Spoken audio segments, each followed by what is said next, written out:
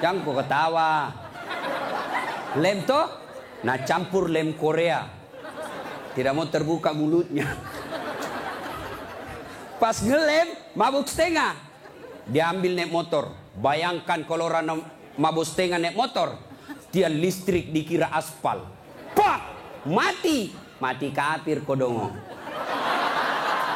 Makanya anak muda, silakan kau jadi anak gaul. Anak band-band, anak motor-motor, anak skater, silakan. Tapi jangan dekati yang namanya minuman keras. Vodka, whisky, Jennifer, Donald, topi miring. Saya baca. Tuh. Mati. Siapa lagi yang bisa mati dalam keadaan kafir? Contoh aja ini, jangan marah. Sabung ayam. Ada juga di sini. Didapat sama polisi. Kejar sama polisi. Jangan lari. Masih lari, tembak peringatan. Masih lari, tembak 2 kali. Masih lari, tembak 3 kali. Akhirnya tembak kakinya. Tembak kakinya, kepalanya dikena. Saya tanya temanku ya polisi, bagaimana caranya kakinya kok tembak kok kepalanya dikena? Dia bilang soalnya waktu tembak dia jongkok. Oh, pantas. Ini jangan kau musuhi polisi, cowok. Oi, kau kira enak? Kau kira enak kalau hidupmu tidak ada polisi di Indonesia? Hah?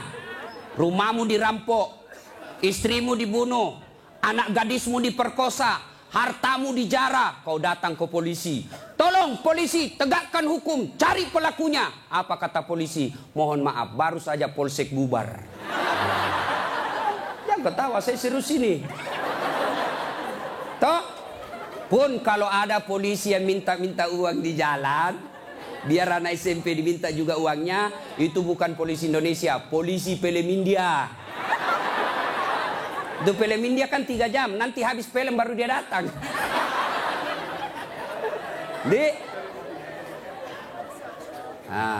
Jadi bisa jadi kita beragama Islam, tapi kemungkinan juga bisa jadi kita matinya dalam keadaan kafir.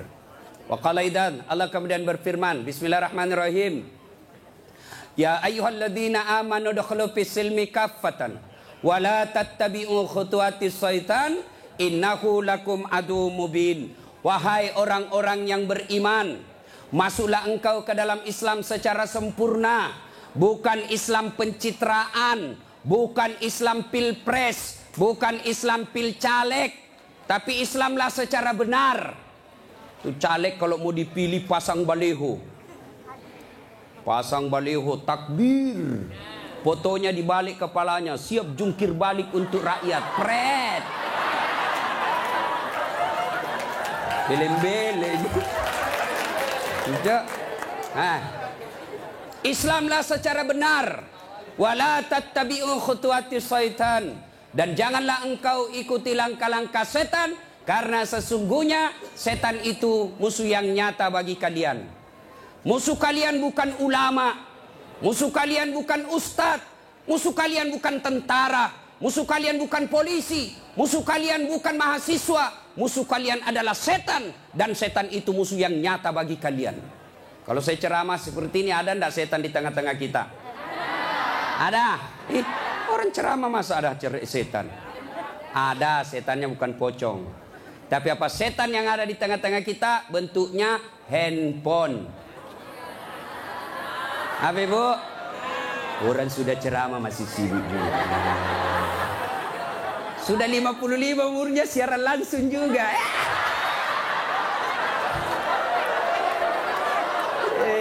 Gayanya. Woi, jangan siaran langsung. Saya tidak mau kalau ada siaran langsung. Simpan dulu HP-mu. Woi. Ibu-ibu yang pegang HP selama saya ceramah, saya doakan suaminya kawin lagi. Simpan dulu HP-mu. Simpan dulu. Simpan dulu HP, simpan dulu. Simpan ya. Bisa? Bu, ada ibu-ibu di Makassar ngefans betul sama saya. Usianya kira-kira 55 tahun. Saya heran, ibu-ibu aja yang ngefans sama saya. Saya lagi ceramah, dia belakangi saya. Barusannya ada orang saya ceramah di belakangi. Ternyata dia ambil HP-nya selfie. Baru dia tulis di Facebook, dia latar belakang Das Atlatif. Saya dijadikan background. Kau kira saya pot bunga? Selesai ceramah dia kejar 55 umurnya. Selesai saya ceramah dia kejar. Ustadz boleh selfie? Boleh rame-rame supaya tidak ada fitnah. Sudah dia ganti lagi gayanya. Udah ulang lagi. Ulang Ustadz, jelek saya bilang dalam hati. Biar kau ulang apa? Mukamu yang jelek.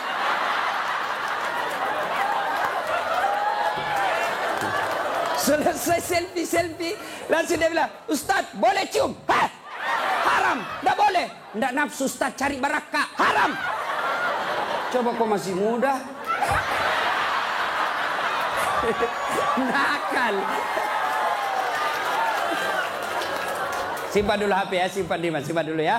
Bu, bisa? Nah. Wa qala idzan, Allah kemudian berfirman, Bismillahirrahmanirrahim.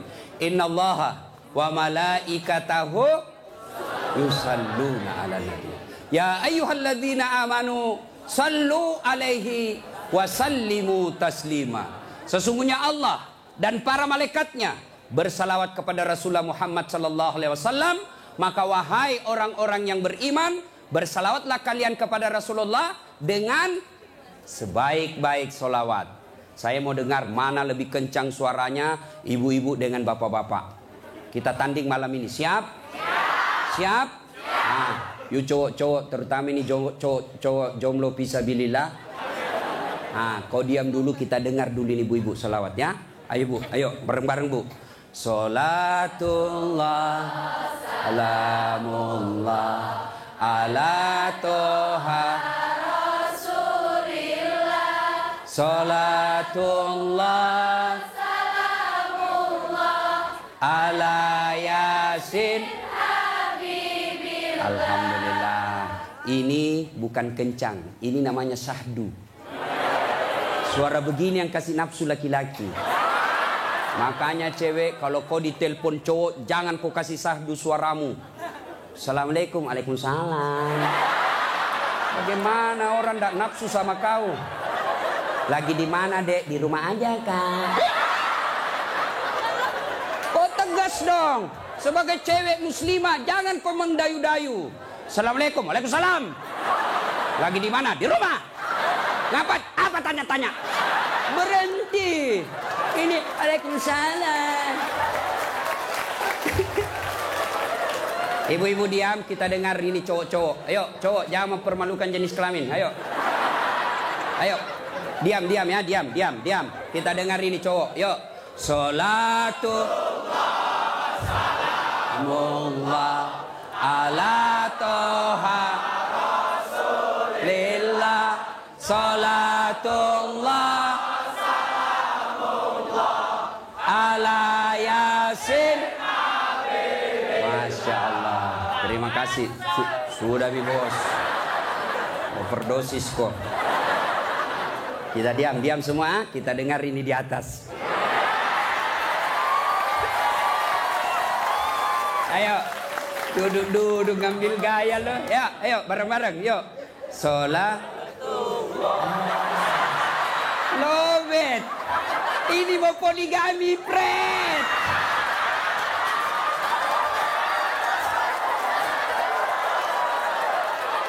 Nah, ayo bareng-bareng semua. Yuk.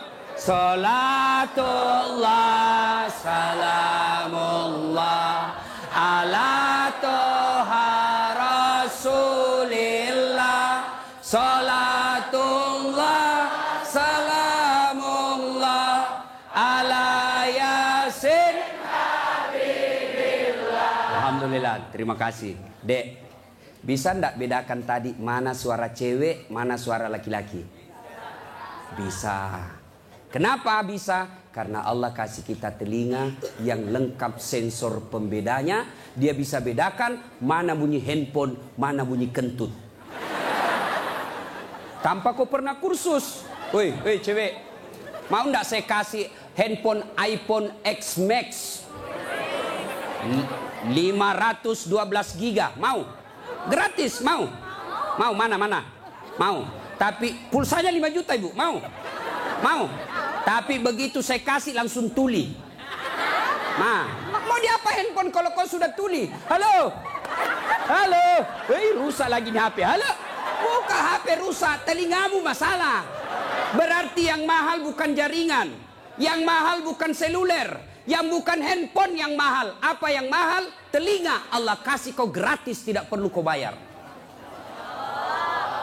Hebatnya lagi nih telinga, ya.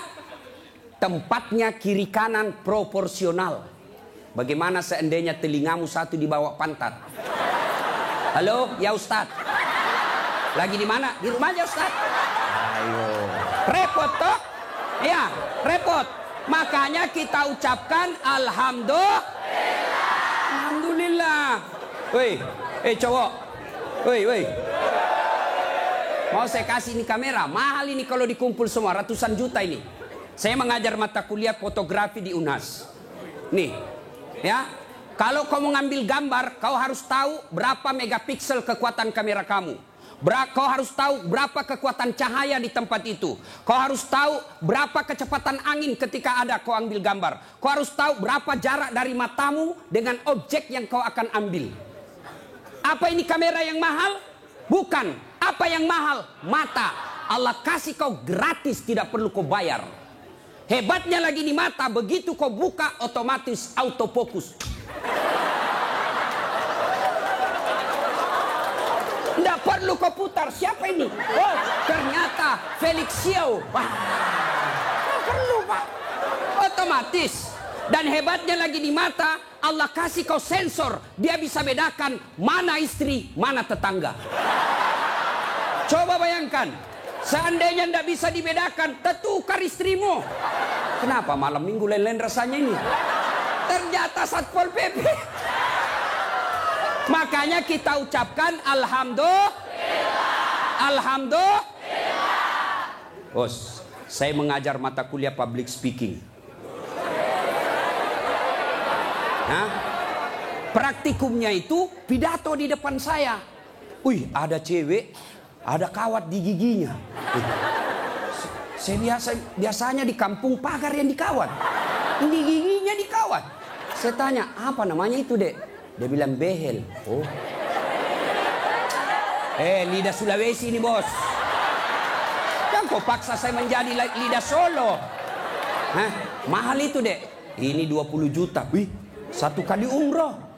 Disimpan di giginya. Saya tanya, sini kau dulu cewek. Kau kira itu behelmu yang mahal? Bukan, tapi apa? Gigi. Biar kau mau pasang behel harga 100 juta, ndak ada gigimu, apa kau mau kawat? Ayo, berarti yang mahal gigi. Hebatnya lagi di gigi, tumbuh dan panjangnya dibatasi. Pernah ndak kau bayangkan bagaimana seandainya gigimu tumbuh seperti rambut? Saya yakin Dude Herlino ndak akan main sinetron kalau sudah keluar giginya. Nggak ada yang mau nonton. Makanya kita ucapkan alhamdulillah. Makanya jangan kau pernah ngeluh. Jangan kau merasa putus asa. Jangan kau merasa kamu miskin. Kalian semua orang kaya. Yang kekayaanmu kata Allah, fi ahsani takwim. Itu badanmu yang sangat cantik. Ya. Saya jelek Ustaz. Karena kau membandingkan sama yang cakep. Saya tidak mau duduk dengan ini artis Satri Hijrah, hancur saya. Hancur. Lebih baik saya dekat-dekat sama Tukul 11-12. Kalau saya dekat-dekat di sini, hancur saya, Pak. Bersyukurlah kepada Allah, dan salah satu cara bersyukurmu, kamu datang di tempat ini. Allah kasih kita begitu banyak nikmat.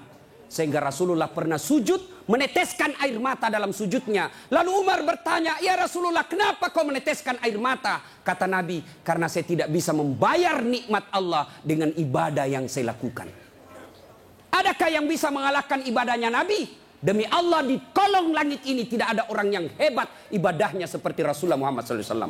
Tapi beliau masih sadar ibadah yang dilakukan tidak mampu membayar nikmat yang Allah berikan. Maka kalian bersyukur datang ke tempat ini. Dengan catatan, setelah kau datang ke tempat ini, sehari sampai 3 hari, kalian dengar dakwah, kalian berzikir, kalian ngaji, kalian mencatat. Ingat, setan tidak pernah putus asa menggoda kalian. Bagaimana cara dia goda? Dia hancurkan pahala-pahalamu. Adakah perbuatan yang bisa menghancurkan pahala-pahala kita? Ada, kata Nabi. Sittatu asyain tuhbitul amal. Ada 6 sifat yang bisa menghancurkan amal-amal kebaikanmu. Adik-adik sekalian, kalian pulang ke sini 3 hari kalian bertempur. 3 hari kalian bertempur melawan iblis, melawan kesombongan, melawan kepongahan, meningkatkan kesabaran. Jangan pikir setan putus asa menggodamu. Dia akan goda kamu setelah kau pulang. Dengan cara apa? Dia hancurkan amal-amalmu. Sehingga nanti kau berkata di hadapan Allah, ya Allah, mana pahalaku? 3 hari 3 malam saya dengar dakwah. Allah menyatakan, memang dulu ada pahalamu, tapi hancur oleh karena perbuatanmu sendiri. Apa gerangan yang menghancurkan amal itu? Kata Nabi, 1, al-istighalu bi'uyubil khalq. Suka sekali cerita kejelekan orang, dia lupa kejelekan dirinya sendiri. Gosip, gibah, penyakitnya.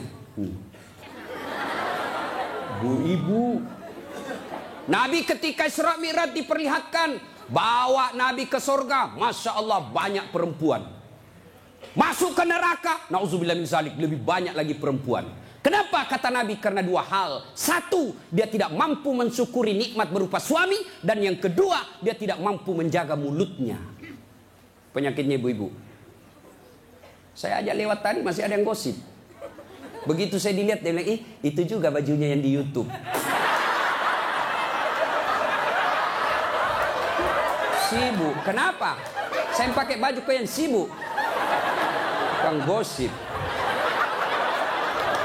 Jengkelku. Kenapa kok gosip saya? Bu. Halo ibu. Penyakit ibu-ibu yang tidak bisa dikendalikan, hawa nafsu menceritakan kejelekan orang. Kalau laki-laki kumpul paling dicerita, wih, itu anak sayang. Yang pertama cakep tapi beleng-beleng. Itu yang kedua cakep, tapi ya dongo. Itu kan. Paling kita cerita itu, wah itu motor saya rewel, itu mobil saya yang tua, wah sedikit-sedikit mogok lagi. Itu atap rumah saya bocor. Paling kalau bapak cerita itu, tapi coba kalau ibu-ibu. Pertama dicerita sinetron. Jelek betul sifatnya itu ya. Sana itu. Iya toh, langsung tetangga jadi korban. Kumpul begini tuh masih ada gosip. Apa? Dia enggak ngomong tapi matanya dong. Apa? Hidungnya enggak serasi dengan roknya. Beliau kayak umbul-umbul. Sudah. Satu udah digosip. Lewat lagi satu. Apa? Palsu. Kenapa kau tahu? Lipstiknya. Kenapa kau tahu? Melengket di giginya. Coba ya. Ayo adik-adik. Ya. Nah, maka saya heran sebagai anak bangsa, kok kita dituduh orang Islam selalu menyebarkan fitnah. Islam sangat membenci fitnah sehingga Nabi mengatakan, al fitnatu asaddu minal qatl. Fitnah itu lebih kejam daripada membunuh. Jadi pemain buser, apakah namanya itu? Cocok nih. Buser, apakah itu? Yang suka cari-cari duit dari menyebarkan fitnah. Hah? Yo itu baser. Hah? Manalah. Tidak adalah kita orang Islam. Suatu kali Nabi menyampaikan, barang siapa yang mengucapkan 2 kalimat syahadat, diyakini sampai mati pasti masuk surga. Abu Hurairah senang dengar ini. Lalu Abu Hurairah berlari-lari kecil menuju ke pasar. Dengan tujuan apa? Dia mau menyampaikan berita gembira ini. Lalu didapat oleh Abu Bakar, oleh Umar. Abu Hurairah, kau mau pergi mana buru-buru? Saya mau menyampaikan berita penting. Apa itu? Barusan saja saya dengar menyampaikan Nabi, siapa yang syahadat, yakin sampai mati, pasti masuk surga. Umar berkata, betul kok Nabi bilang begitu? Betul. Saya tidak percaya. Ayo kita datang ke sumber. Dalam teori komunikasi inilah disebut check and recheck. Datanglah Umar klarifikasi ke sumber berita Rasulullah. Ya Rasulullah, katanya Anda mengucapkan siapa yang syahadat yakin sampai mati pasti masuk surga. Apa betul berita seperti itu ya Rasul? Nabi katakan betul. Tapi ya Rasulullah, ada apa? Ini Abu Hurairah, dia mengumumkan di pasar. Terus saya khawatir nanti disalahpahami umat kita. Biar tidak sholat yang penting syahadat masuk surga. Biar judi yang penting syahadat masuk surga. Biar zina yang penting syahadat masuk surga. Saya salah paham nanti orang. Saya khawatir hadis ini dipahami dengan salah. Lalu Nabi katakan, oke, jangan kau sampaikan ini halal umum. Karena dia bisa mengganggu kemaslahatan umat. Itulah sebabnya kita kenal dalam Islam, likulli makam makal, walikulli makal makam. Setiap ada ucapan, ada tempat yang cocok untuk ucapan itu, dan setiap tempat ada ucapan yang cocok untuk tempat itu. Maka ibu-ibu harus bijaksana memegang WhatsApp, harus bijaksana memegang medsos. Kenapa? Karena jika ibu salah menempatkan medsos itu, maka ibu bisa berujung pada penjara. 2. Yang bisa menghancurkan amal kebaikan kita. Apa itu kata Nabi? Hubbud dunia. Terlalu cinta kepada dunia. Cinta dunia boleh. Cinta dunia boleh. Mana yang tidak boleh? Terlalu cinta kepada dunia. Kenapa ibu? Yuk. Salatullah salamullah ala toha rasulillah. Salatullah ala yasin. Cinta dunia. Mana cinta dunia? 1. Menganggap enteng ibadah. Hayya 'alas shalah. Sebentar, masih panjang waktu duhur. Ini kan sampai jam 3. Cinta dunia. Mana lagi cinta dunia? Ini paling banyak cewek. Mukanya dia tidak terima dengan ikhlas. Mukanya dikira tembok, coklat, biru, abu-abu, krem. Sekarang cewek kan banyak palsu. Bulu matanya panjang, palsu. Matanya biru, palsu. Bibirnya merah, palsu. Pantatnya gabus, palsu. Itu terlalu cinta dunia. Perempuan kan sekarang bingung saya lihat. Rambutnya panjang, mau dikasih keriting. Yang keriting rambutnya dia kasih lurus. Iya kan? Allah sudah kasih yang baik, dia tidak syukuri. Begitu mulai putih rambutnya, stres, dia kasih semer. Kena matamu, tidak. Karena waktu yang sangat terbatas. Yang ketiga, apalagi yang bisa menghancurkan amal ibadah kita? Qillatul haya, kurang rasa malu. Oh, ini banyak di Indonesia. Anggota DPR malu dong, sudah digaji oleh rakyat, uang rakyat, kalian tidur saja. Dedek, pernah dengar cerita anggota DPR di akhirat? Hah? Jadi anggota DPR kan ada penghafal Quran, masuk dalam surga. Begitu masuk dalam surga dilihat, kok banyak anggota DPR di sini? Di negara aku banyak di OTT karena korupsi. Dia pergi protes sama malaikat penjaga surga. Malaikat, kenapa banyak ini masuk anggota dewan dalam surga? Di negara saya banyak yang korupsi. Dia bilang penjaga surga, dah sok ribut. Kenapa? Dia cuma reses. Sebentar lagi pulang ke tempat asalnya.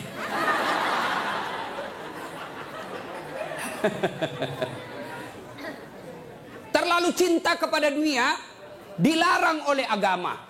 Maka oleh sebab itu kita diberikan hanya syukuri nikmat yang Allah berikan. Yang ketiga, qillatul haya, kurang rasa malu. Malu dong menyebarkan fitnah. Malu dong jadi artis tapi menyebarkan syahwat. Malu dong jadi pejabat tapi korup. Malu dong jadi kontraktor tapi rampok. Pernah dengar cerita kontraktor di akhirat? Hah? Oh, ini penghuni akhir, penghuni surga sama penghuni neraka baku SMS. SMS-an dia bilang penghuni surga, "Mas bro, bagaimana kabarmu di situ?" "Bah, enggak ada enak di sini. Di blender terus kita di sini. Enggak ada jam istirahat." "Kau di situ bagaimana kabarmu di surga?" "Masya Allah, enak betul. 1 laki-laki 7 bidadari." Bayangkan Pak, 7. Dan itu bidadari tidak pernah kentut. Seperti istri kita di rumah 7 kali kentut 1 hari. Tidak pernah kentut. Perawan terus. 7 bidadari. Sampai jam berapa?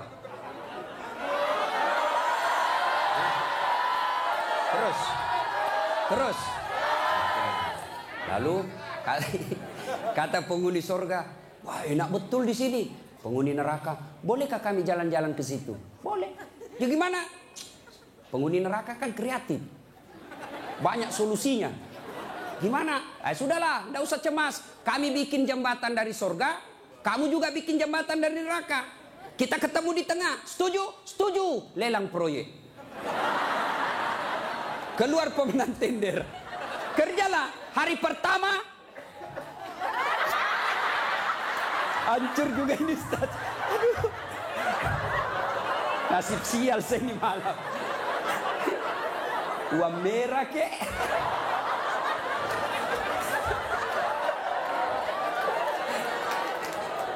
Jauh-jauh dari Sulawesi 10.000.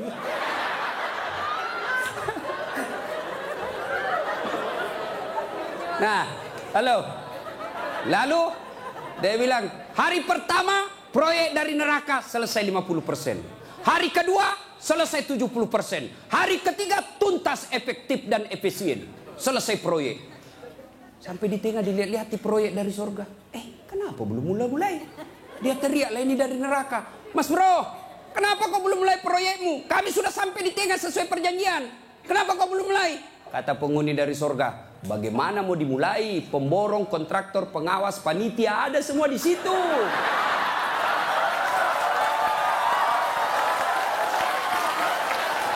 Di sini penghafal Quran aja di sini. Nggak tahu hitung proyek, salah-salah kalkulatornya. Ya, cinta dunia, ya, kurang rasa malu. Mana lagi yang kurang rasa malu? Kalian cewek. Ayo, ibu-ibu hadir di sini, alhamdulillah. Tapi tolong yang paling banyak kurang rasa malunya sekarang perempuan. Mulai dari cara berpakaiannya. Kata Nabi, suatu waktu nanti perempuan berpakaian tapi telanjang dan mereka menyukainya. Berpakaian tapi telanjang dan anehnya mereka suka. Mana disebut berpakaian tapi telanjang? Lihatlah sekarang. Saya selalu istilahkan, lebih susah lihat paha ayam kampung daripada paha cewek. Jangan ketawa, saya serius ini. Coba lihat paha ayam kampung. Bapak harus kembali kampung dulu. Namanya ayam kampung, jadi kita harus kampung dulu. Iya toh? Sampai di kampung, kau sudah lihat pahanya ayam? Tidak. Kau beli dulu 100.000. Sudah kau beli, sudah kau lihat pahanya? Belum. Kau kejar dulu 1 jam. Begitu kau mau tangkap, dia terbang. 1 jam dikejar, baru tangkap. Sudah kau tangkap, sudah lihat pahanya? Belum. Kau potong dulu dengan ucapan Bismillahirrahmanirrahim. Sudah kau potong, sudah lihat pahanya? Belum. Kau rebus dulu 15 menit air panas. Sudah kau rebus, sudah lihat pahanya? Belum. Baru dicabut. Baru kelihatan pahanya putih mulus. Balik kampung, kau keluar 100.000, kau kejar 1 jam, kau potong dengan kalimat basmalah, kau rendam 15 menit air panas, baru lihat pahanya yang putih. Ayam kampung. Tapi coba lihat cewek, kau berdiri saja di pinggir jalan, 15 menit, 10 pasang paha cewek gratis. Bahkan kadang-kala boleh dicolek. Makanya cewek, mari kita kerjasama. Kami laki-laki jaga mata, tapi tolong Anda cewek jaga akhlak. Biar kami setengah mati jaga mata, kalau kalian gentayangan habis amal kami.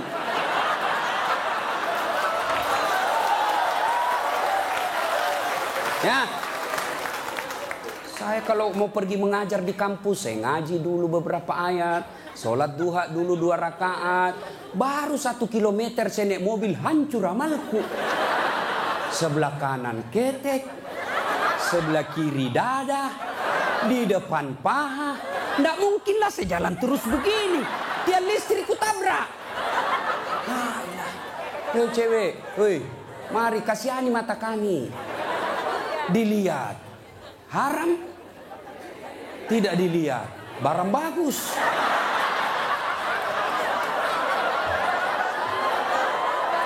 Hei, oke, sekarang banyak perempuan kurang rasa malunya. Dulu.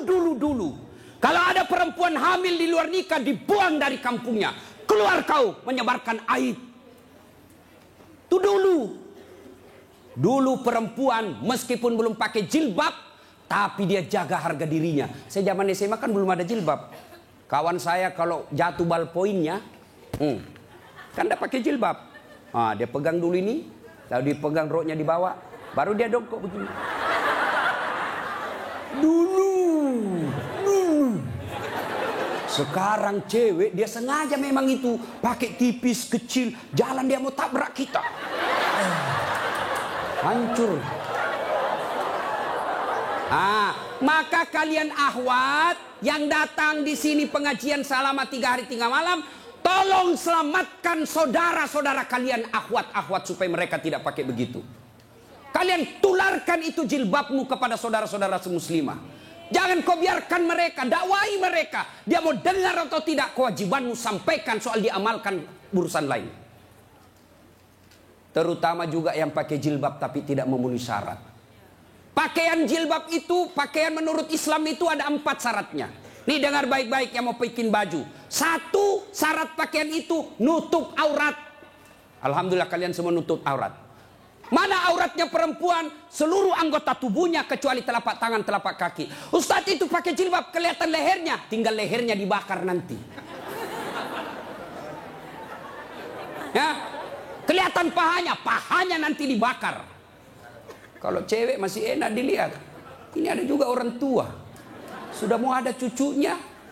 Pakaiannya saya tanya, Bu, kenapa pakai begitu? Ibu sudah tua. Dia bilang, ini baru ada. Dulu waktu saya gadis tidak ada begini, Ustaz. Ini namanya bagus dikasih ibu, kasih STNK. Tahu STNK? Sudah tua, nakal kembali. Kasih itu STNK itu buru-buru gitu. Laki-laki mana auratnya? Pusat sampai lutut. Artinya adik-adik, kalian yang sudah mengaku diri hijrah, silakan main futsal, silakan main bola, silakan olahraga, tapi tolong jangan kelihatan pahamu. Pahamu adalah dosa ketika kau kelihatan. Kau suruh saudara putrimu jilbab, kalian main bola kelihatan paha, dosa. Nggak ada nafsu lihat pahaku. Siapa bilang? Siapa tahu ada janda-janda tua sudah lama nggak lihat paha. Bisa jadi. Ya. Yang kedua, syarat pakaian menurut Quran, nutup aurat. Yang kedua, tidak mempertontonkan lekuk-lekuk tubuh. Ada orang pakai jilbab tapi bajunya sempit. Susah jalannya. Coba lihat itu kalau ada pengantin. Pakailah jilbab sakaratil maut. Yang 3 lapis, kuning, biru, abu-abu. Dikasih kiri lagi sedikit. Ada talinya dia ikat-ikat dulu. 2 meter dia kasih di lehernya. Kasih dulu. Mulai tidak bisa goyang tangannya. Bajunya sempit. Roknya sempit. Jalanlah dia bilang suaminya, buru-buru ibu kita ketinggalan. Tunggu dulu Pak. Dongok. Itu namanya beleng-beleng. Tahu beleng-beleng? Dongok. Tahu dongok? Kau lah itu. Ayo. Syarat yang ketiga, cowok juga. Kalian pikir kalau kau cowok berpakaian ketat-ketat tidak berdosa? Dosa juga itu. Yang lebih mencengkelkan itu yang gendut. Masuklah dia di masjid pakai kaos oblong. Begitu dia ruku, mulai mencemaskan. Sujud, ada celengan. Beleng-beleng.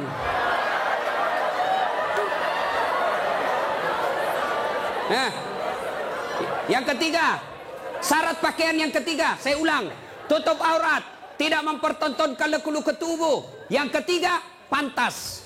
Apa maksudnya? Kalau saya alumni apalagi Muslim United, saya alumninya, 3 hari 3 malam saya dengar dakwah, maka sebaiknya pantas tidak saya berpakaian begini. Saya pengurus remaja masjid, pantas tidak saya berpakaian begini. Saya muslim terhormat, pantas tidak berpakaian begini. Saya pejabat, pantas tidak saya berpakaian begini. Saya muslimah, pantas tidak berpakaian begini. Tanya kepantasannya. Itulah sebabnya agama Islam mengajarkan ketika aku berpakaian, tanya, yuk pantas tidak pakaian begitu. Dan ini pakaian ternyata menyelamatkan kita dari dosa. Mana buktinya? Saya. Kemana-mana saya pakai begini. Cuma kadang-kala dia gosip saya itu pegawai bank. Kan saya mana-mana pakai sarung. Saya masuk nabung ada pegawai apa sih itu yang namanya terima-terima duit? Teller. Hah? Iya teller. Dia gosip. Dia Apa? Salah masuk. Dia kira masjid. Dia kira saya masuk masjid, saya pakai sarung. Saya dengarlah saya, kenapa? Saya pakai sarung, kau yang sibuk. Nggak jadi saya nabung, pulang saya. Orang kalau pakai muslim begini, baju koko, gamis, insya Allah terpelihara dari dosa. Saya jalan tiba-tiba di mall banyak cewek cantik, nggak mungkin saya lihat. Kenapa? Saya malu.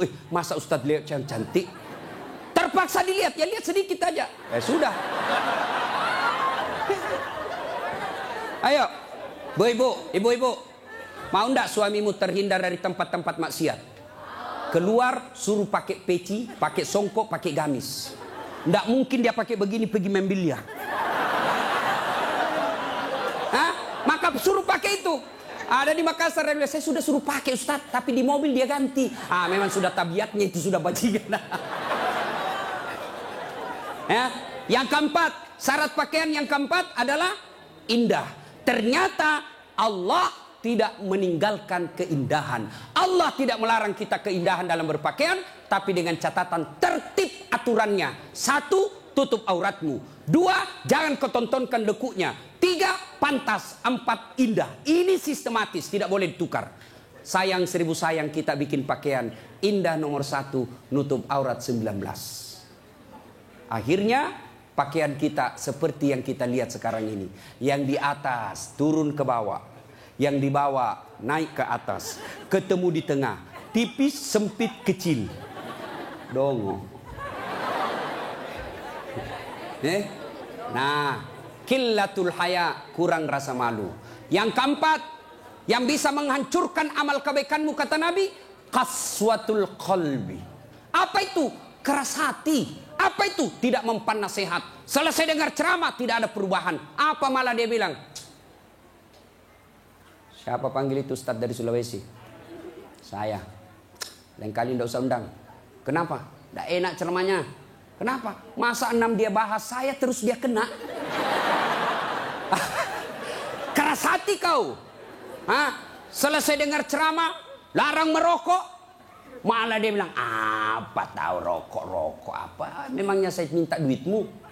Keras hati. Ada perokok di sini? Ada?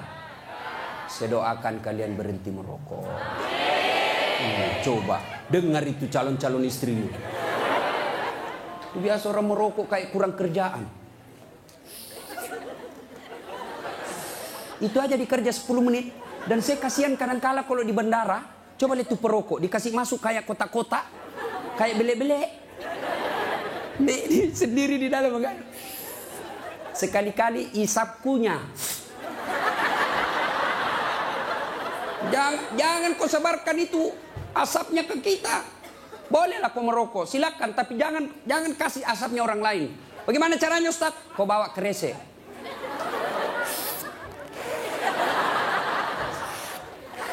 Itu bebas polusi. Ibu-ibu setuju enggak suaminya berhenti merokok? Kalian membenci 9 naga. Kalian membenci mereka-mereka itu. Tapi kalian beli rokoknya. Kalau kalian mau hancurkan mereka, berhenti kau merokok. Lebih baik itu rokokmu anak muda, kau tabung, lamar cewekmu. Kau juga cewek, jangan terlalu lama mau dipacari. Ini pacaran Islami Ustaz, pret. Pacaran syar'i. Mana ada pacaran syar'i cilaka? Dengar ini cewek. Kau sudah 2 tahun dipacari tidak dilamar-lamar, berhenti kau. Kasih tahu itu cowokmu. Motor aja dicicil 1 tahun sudah lunas. Kamu sudah 2 tahun dipacari tidak dilamar-lamar. Modal 10.000. Roti 1. Teh botol 1, autan 2. Modal 10.000 malam minggu. Qaswatul qalbi, keras hati, tidak mempan nasihat. Mereka yang selesai dengar dakwah tapi tidak ada perubahan, itu yang disindir oleh Allah. Wa thawaun alaihim a'anzartahum la yu'minun. Kau sampaikan ayat Allah atau tidak, kau ceramai atau tidak, sama saja mereka tidak akan beriman. Keras hati, habis amalmu. Yang 5. Penghancur amal, tulul amal. Apa itu? Panjang angan-angan alias malas. Dan yang keenam, wadzalimun la yantahi. Perbuatan zalim yang tidak bisa dihentikan. Zalim kepada Allah, tidak sholat. Puncak kesaliman kepada Allah, tidak sholat. Ada yang malas sholat di sini? Ada?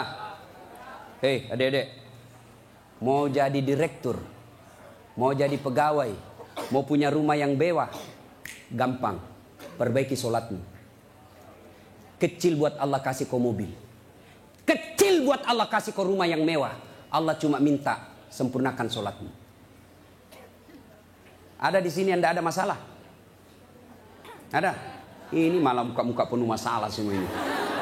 Ayo, mana ada manusia tidak ada masalahnya? Istri cantik, kau kira bukan masalah? Masalah digoda orang, apalagi kalau suaminya jelek, lebih masalah lagi. Berarti bagus kalau istri jelek. Istri jelek dihina orang, kita lagi yang malu jalan sama dia. Duluan aja dek, nanti kita ketemu di gedung. Sampai deket tuh tidak muncul-muncul suaminya. Mana kau bang? Tidak jadi, saya mencret. Istri jelek masalah, istri cantik masalah. Mana ada orang tidak ada masalahnya? Kita kuliah apa masalah? Mau sarjana. Sudah sarjana selesai masalahmu? Tidak, mau punya kerja. Sudah punya kerja selesai masalahmu? Muncul masalah baru. Apa? Mau jadi kepala dinas. Sudah kepala dinas selesai masalahnya? Muncul masalah besar lagi, mau jadi sekda. Sudah jadi sekda selesai masalahnya? Belum, mau jadi wali kota. Sudah jadi wali kota? Mau 2 periode. Mau 2 periode baru dongo. Beleng-beleng. Kau salah, kenapa kau suruh pilih dongo? Mau kau? Hah? Ayo, tidak ada orang tidak ada masalah.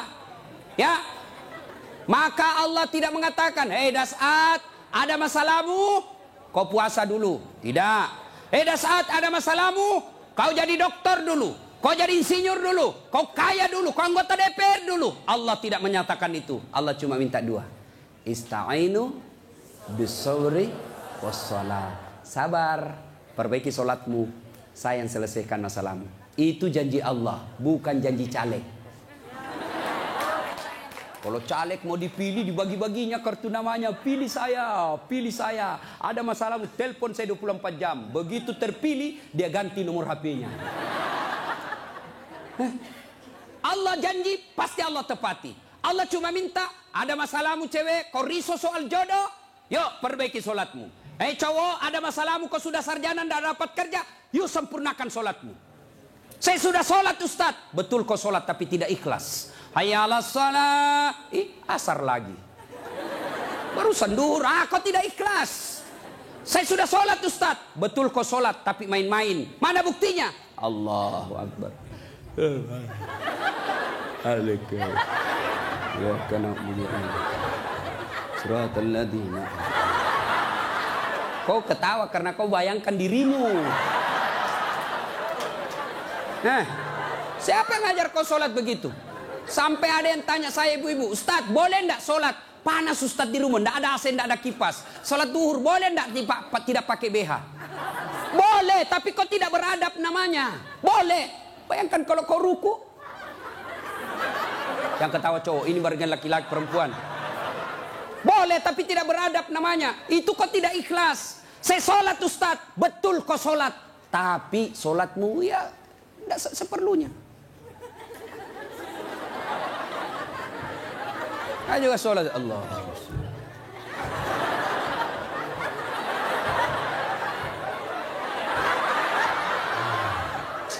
30 tahun kau sholat kalau begini gayamu bos. Adik-adik, kau punya handphone? Ibu-ibu punya handphone? Waktu beli handphone itu ada buku pedoman kan? Iya.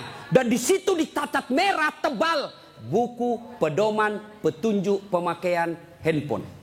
Dicatat besar-besar, catatan penting. Baca buku pedoman ini sebelum penggunaan handphone. Handphone aja kau pakai itu belum tentu untuk kebaikan. Ada buku pedoman penggunaannya. Sholat kalian yang pakai 5 kali sehari semalam paling sedikit. Lalu kenapa kau tidak pernah buka buku pedoman sholatmu? Ya. Nah, maka ibu bapak perbaiki saja sholat. Insya Allah selesai masalahmu. Ya? Zalim. Zalimun la yantahi. Perbuatan zalim yang tidak bisa dihentikan kepada Allah. Yang kedua, zalim kepada jenis kedua, zalim kepada sesama manusia. Tidak usah zalim kepada tetangga. Ibu-ibu zalim kepada suaminya. Mana ibu-ibu zalim kepada suaminya? Suaminya dijadikan tahanan kota. Baru keluar 1 jam ditelepon. Di mana kau, Pak? Di mana kau? Keluar kau, pulang kau. Bagaimana kita tidak cepat mati? Kita keluar, kau cari, sampai di rumah kau maki-maki, baik kalau kau cantik. Berat badan makin nambah. Duduk makan canggoma. Nonton sinetron ngangkat ketek sambil menguap. Kita di jalan semua harum cewek-cewek, sampai di rumah la haula wala quwwata illa billah. Suami zalim kepada istrinya. Contohlah Rasulullah, ya. Rasulullah itu sangat romantis. Maka orang yang zalim kepada Allah adalah tidak menunaikan kewajibannya kepada Allah. Zalim kepada sesama manusia, hak-haknya orang dia serobot. Dan yang ketiga, zalim kepada diri sendiri. Apa zalim kepada diri sendiri? Dia sudah tahu maksiat, tapi dia tetap lakukan. Maka menghindari semua itu, kita hadir di tempat ini sebagai wujud kita cinta kepada Allah. Mudah-mudahan kesalahan-kesalahan kita diampuni oleh Allah Subhanahu wa taala.